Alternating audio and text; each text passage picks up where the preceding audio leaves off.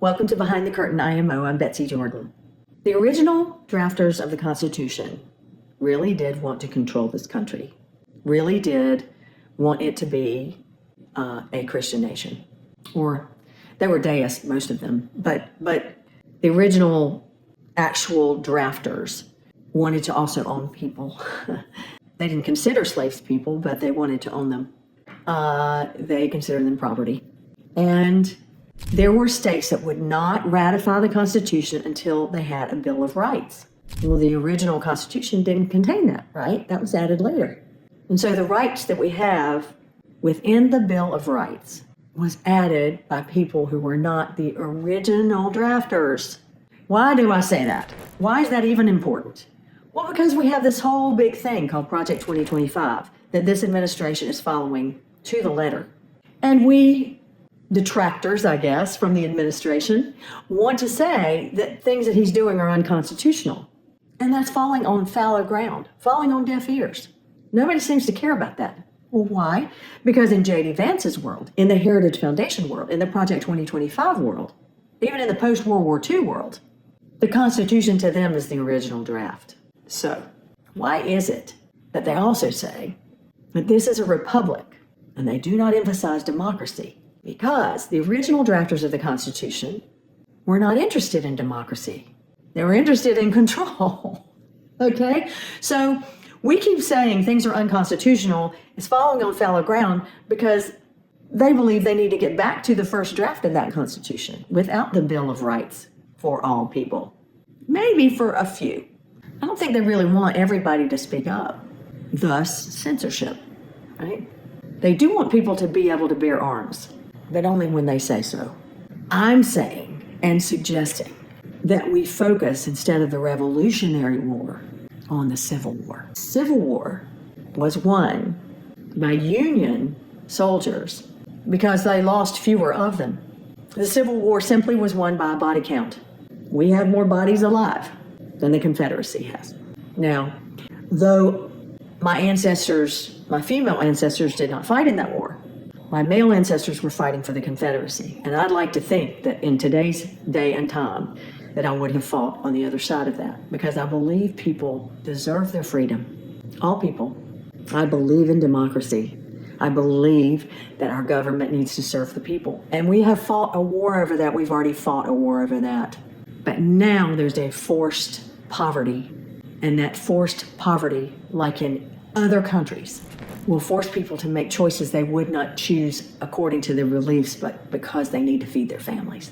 And what happens is folks who are in poverty need to depend on some other group of people, or they end up being recruited into terrorist cells. Not because of the ideology, but because they have to feed their family. I mean, makes sense, right? Well, this tax bill is going to force some people into poverty. And what's worse is we are criminalizing that. And that does a couple of things. It sends people directly to prison, and recurring prison, right? When we make it very difficult for them to find jobs that will feed their families. Or when we deport citizens and take away their documentation to make them not citizens and then deport them. It feeds the prison system, but it is criminalizing poverty. It's criminalizing those who are lacking in health care. And you think it's hyperbolic? Maybe not. Think again. So what happens when somebody's looking for a way to feed their family and they don't find a way? Well, they work in sweatshops, or they work in menial jobs, or they go to prison. And we pay for people in prison, so people who own the prisons make money. And people who are hiring people, they can hire them for a much lower wage because they're desperate, you see, because we've created wealth deserts, food deserts, nutrition deserts, self-esteem deserts by taking away any sort of government assistance. That doesn't seem to bother the supporters of 2025. Doesn't seem to bother them because their ideology supports that, well, you know, they need to be able-bodied, they need to work. Okay, so where are they going to work?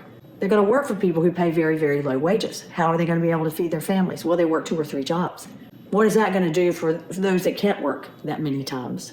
like 4 or 5 jobs. What's that going to do for those folks? I'm just telling you, this is where this is going because they want to make America great again. And if great has to do with the founding fathers and the original drafters of the Constitution, there's definitely going to be a need for a wage gap because, a wealth gap, because there are owners and there are slaves. So again, we already fought the Civil War.